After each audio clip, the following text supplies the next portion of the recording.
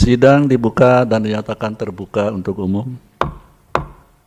Agenda persidangan untuk hari ini adalah untuk mendengar keterangan saksi dari pihak terkait SBMI. Ada 3 orang saksi, Pak Imam Syafi'i, Ibu Ningsih, dan Ibu Surati. Kita mulai dari Pak Imam Syafi'i, silakan. Waktunya paling lama 10 menit.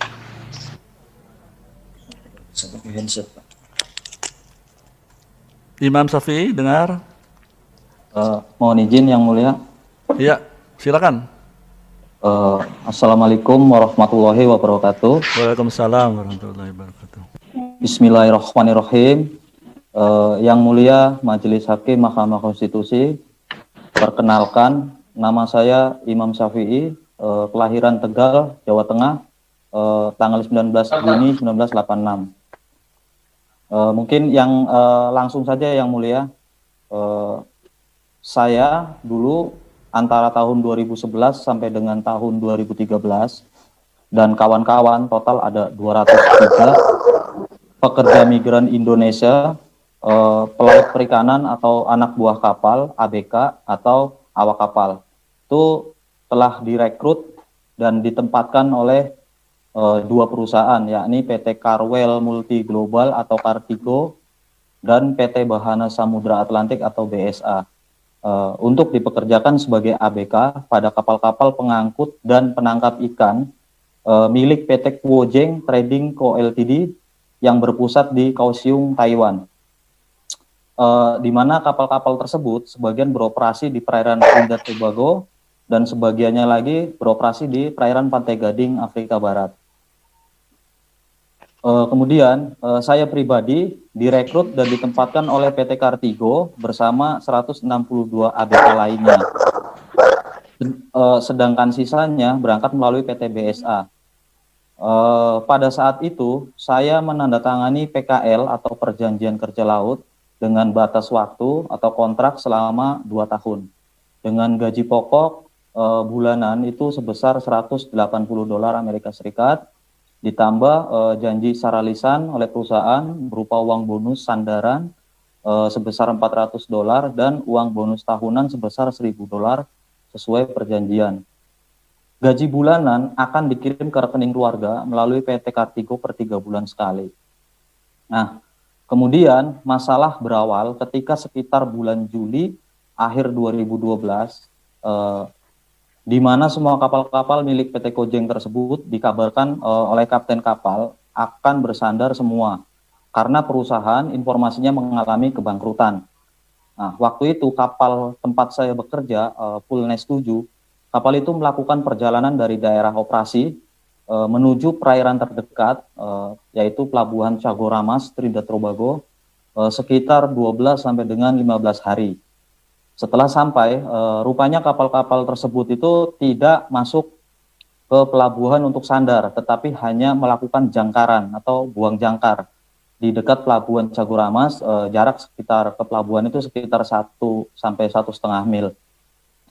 Kemudian para kapten kapal dan ABK warga negara Tiongkok pulang ke negaranya dan menyatakan bahwa para ABK asal Indonesia, Vietnam, dan Myanmar diminta untuk bertahan dulu di atas kapal guna menjaga kapal dan menunggu jemputan dari para pengurus perusahaan masing-masing yang katanya akan menjemput kepulangan serta membayar semua hak-hak saya dan teman-teman.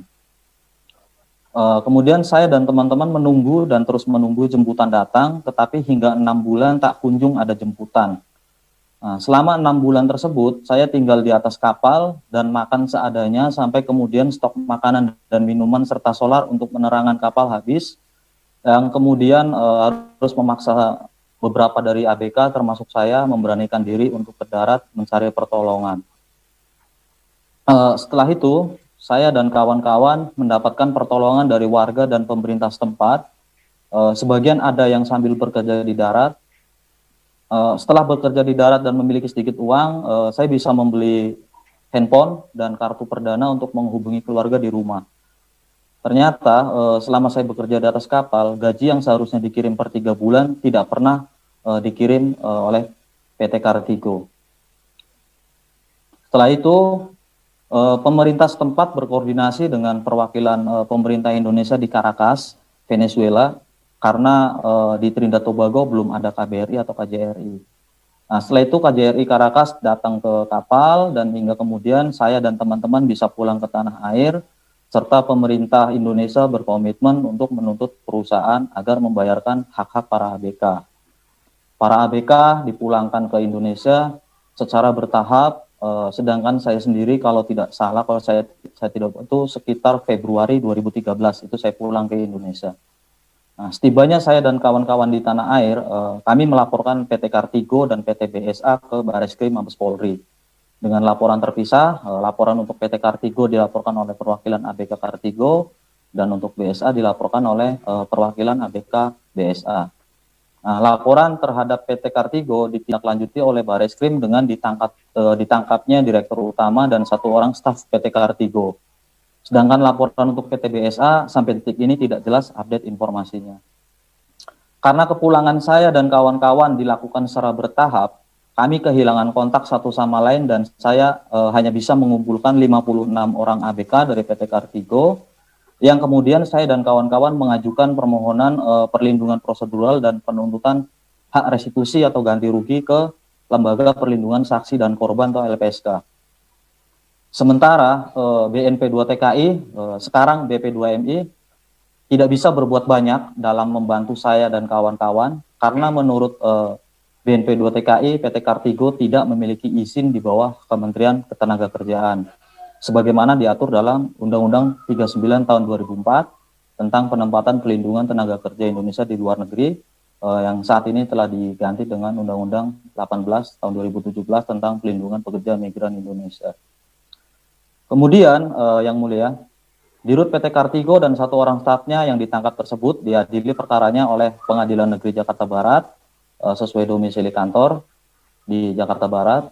Majelis Hakim kemudian memutus pengurus PT Kartigo telah terbukti secara sah dan meyakinkan bersalah melakukan tindak pidana secara bersama-sama memberikan atau memasukkan keterangan palsu pada dokumen negara atau dokumen lain untuk mempermudah terjadinya tindak pidana perdagangan orang yang dilakukan secara berlanjut, menjatuhkan pidana 1 tahun dan denda sebesar 40 juta rupiah dengan ketentuan apabila denda tersebut tidak dibayar atau diganti dengan pidana kurungan selama 5 bulan, dan membebankan kepada terdakwa untuk membayar restitusi sebesar 1 miliar 100 juta kepada saksi korban 56 orang ABK termasuk saya, yang masing-masing menerima 20 juta rupiah sebagaimana putusan nomor 2044 Pitsus garis miring 2013 garis miring PN Jakarta Barat yang diucapkan dalam sidang terbuka untuk umum Kamis 6 Maret 2014.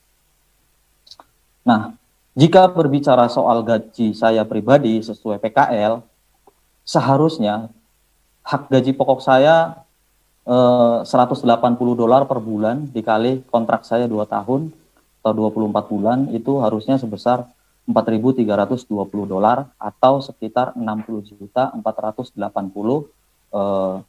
jika dikurskan $1 14.000. Dan jika dikali 203 orang itu akan berjumlah sebesar $876.960 atau sekitar 12.277.440 itu hak yang harusnya kami 203 orang terima. Kemudian sebagai tambahan, saat ini saya juga aktif sebagai aktivis pelaut dan paralegal pekerja migran Indonesia yang saat ini sedang mendampingi perkara dugaan TPPO terhadap 40 ABK. Perkara tersebut secara pidana telah saya laporkan ke Bareskrim Polri dan kasusnya tengah dalam tahap penyelidikan.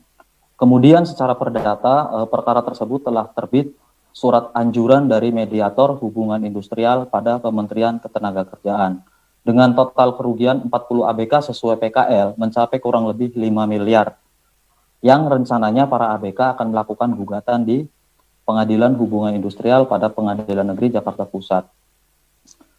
Dalam kasus tersebut lagi-lagi pihak perusahaan yang merekrut dan menempatkan ternyata belum atau tidak berizin di Kementerian Ketenagakerjaan, sebagaimana ketentuan dalam Undang-Undang PPNI, sehingga otomatis tidak ada deposito yang dapat dicairkan oleh Menaker sebagai ganti kerugian para ABK tersebut. Ya, alhasil para ABK masih terus tetap berjuang di meja peradilan yang birokrasinya tidaklah cepat dan juga pastinya butuh biaya.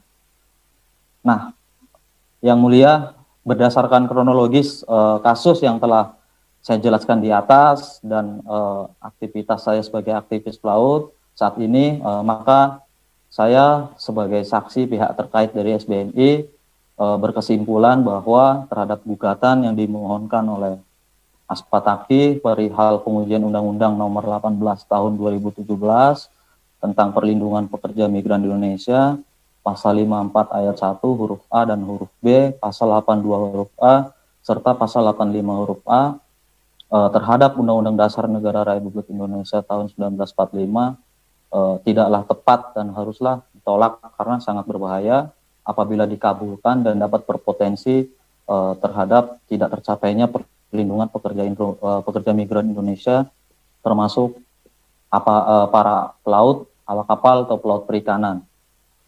Kira-kira demikianlah keterangan yang dapat saya sampaikan sebagai saksi pihak terkait dari SBNI. Atas perhatiannya saya ucapkan terima kasih. Wabillahi taufik wal hidayah. Wassalamualaikum warahmatullahi wabarakatuh. Waalaikumsalam.